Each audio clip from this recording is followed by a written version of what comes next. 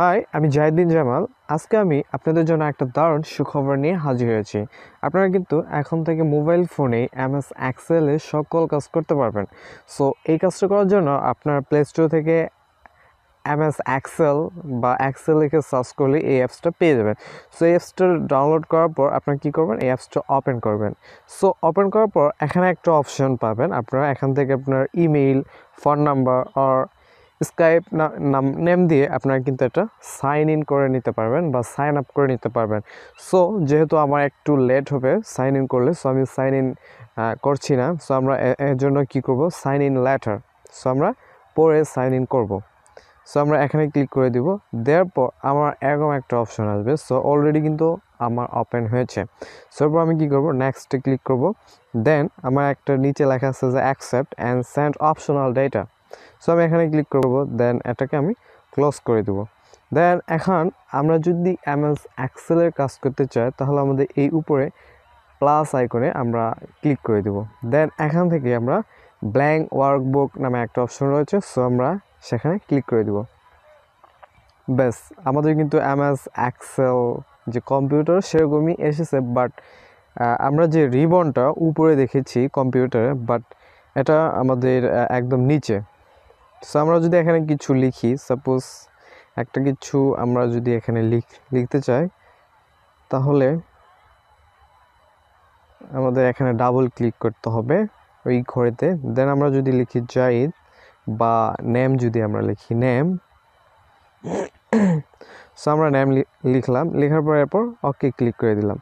দেন এখন কথা হচ্ছে যে অন্যান্য ফিচার মানে হোম, তারপর হচ্ছে ট্যাব, ইনসার্ট, এগুলো কোথায় পাবো।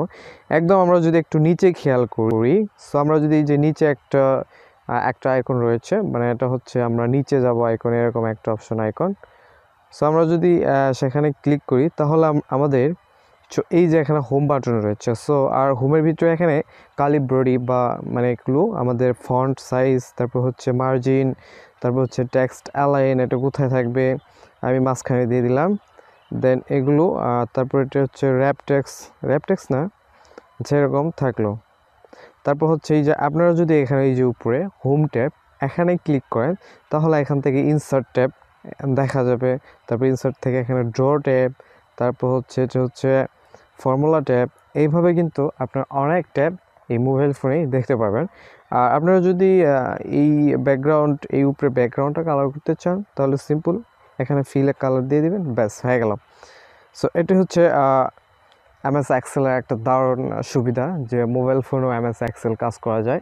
সো আপনারা কিন্তু চাইলেই MS এক্সেল মোবাইল ফোনে ডাউনলোড করে কাজ করতে পারবেন। That's it. এখন এটা সেভ করবেন কীভাবে, সেভ করা একদম ইজি।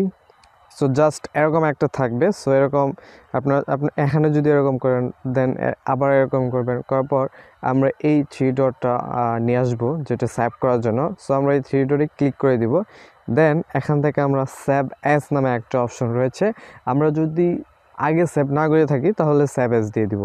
তো আমরা সেভ অ্যাজ দিয়ে দিলাম। দেওয়ার পর এখন আমরা এই জিনিসটা কই সেভ করব, যেহেতু আমরা এটা ফোনে সেভ করব। সো আমরা এখানে ফোন দিয়ে দিলাম, দিস ডিভাইস SD কার্ডে সেভ করব। সো অ্যালাউ দিয়ে দিলাম SD কার্ড।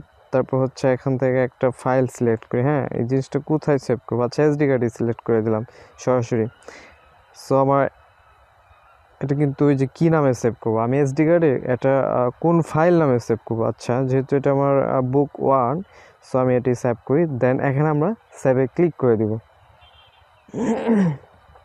ব্যাস, আমার কিন্তু এটা SD কার্ডে সেভ হয়েছে। আমরা যদি এখন SD কার্ডে দেখি আমার SD কার্ডটা কোথায় গেল। হ্যাঁ, সো আমরা যদি এখন এটা SD কার্ডে দেখি তাহলে আমার কিন্তু সেই ফাইলটা দেখা যাবে। একদম সম্ভবত নিচে থাকবে।